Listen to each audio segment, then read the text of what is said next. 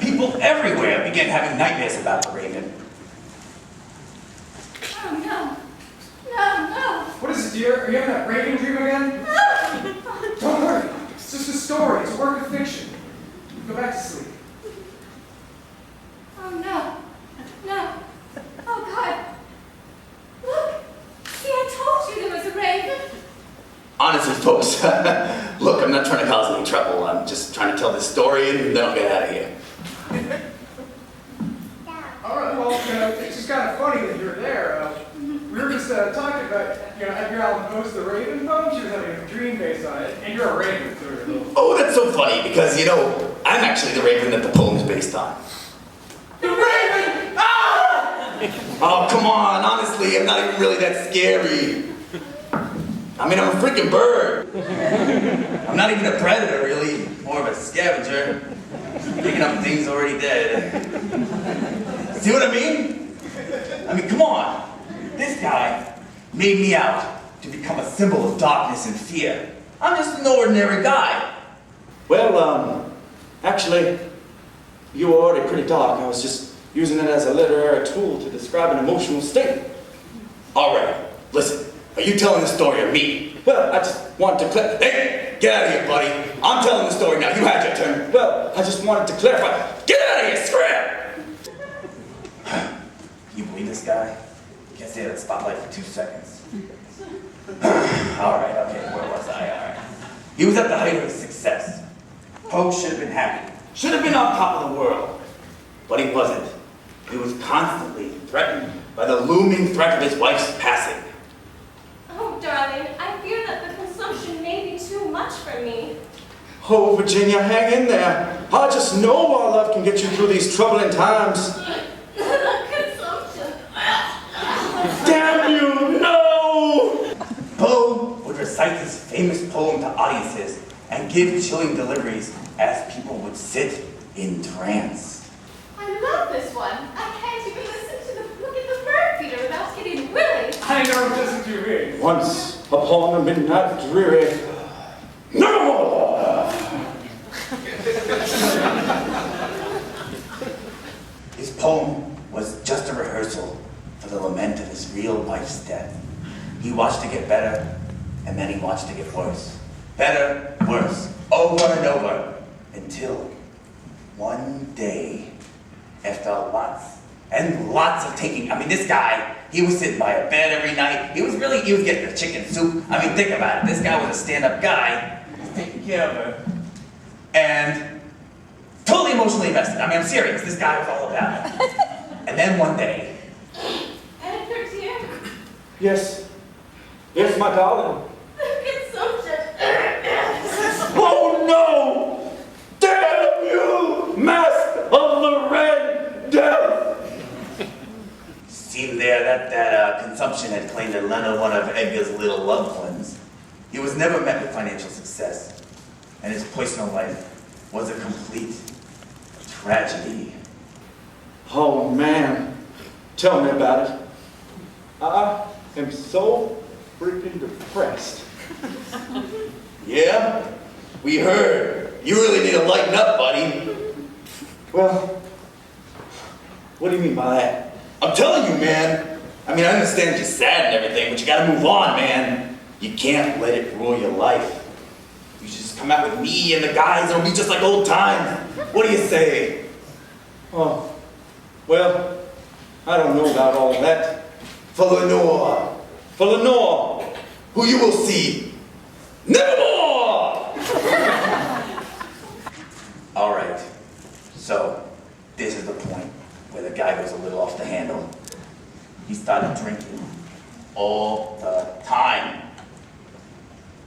He started romancing a lot of women at the same time. My boyfriend wrote me yesterday. Really? Mine wrote me too. Oh. Tell me, what did he say? He said, to my love so dear, I miss you, dear. Do not fear, for we'll soon be near. What did yours say?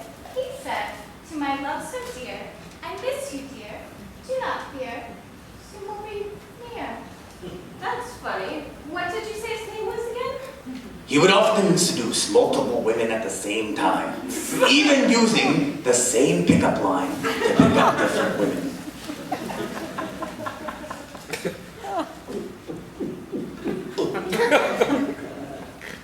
Hey there, baby. You my love so dear. I miss you, dear. Do not fear. Soon we will be near. We are here. Well, what I meant to say is, soon we'll be nearer. Oh.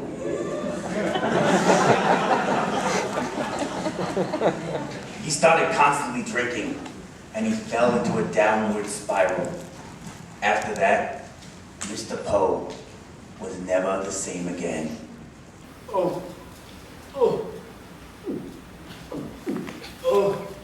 Once upon a midnight dreary, while I pondered weak and weary over many a quaint and curious volume of forgotten lore, while I nodded, nearly napping, suddenly there came a tapping. Deep into the darkness peering, I stood there wondering and fearing, doubting and dreaming. But there stood a stately raven. I don't need you, man. I don't need you. I can do just fine without you.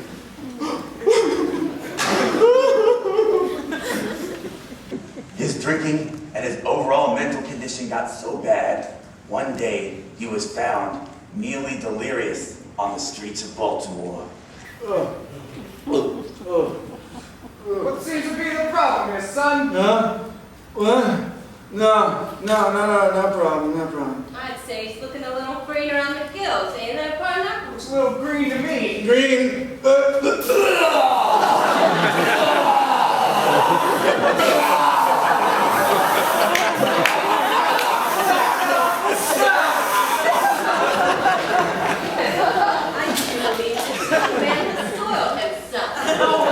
Drunkie, you're coming with us. Oh no. Poe was taken off, and he was institutionalized. His state of mental health deteriorated as his days were filled with terrifying phantasms.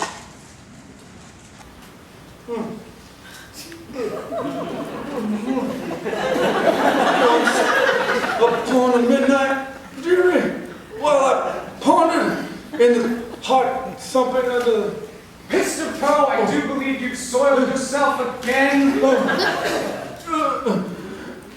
God help my poor soul.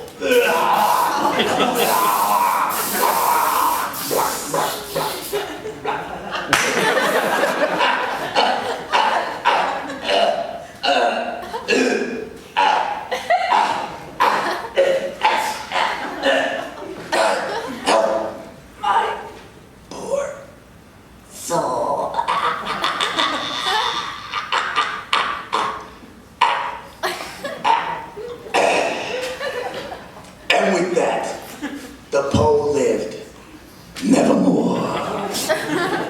Thank you, ladies and gentlemen. And may I introduce to you your cast. First up, from Silver Spring, Maryland, it's Nathan Swan. Next up, Andrea Heard from Graysonville, Maryland. And next, Katie Heard from Graysonville, Maryland.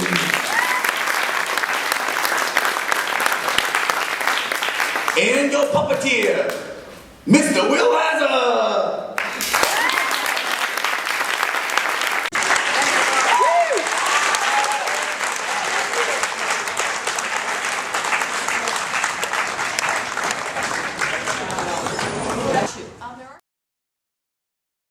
Green robot.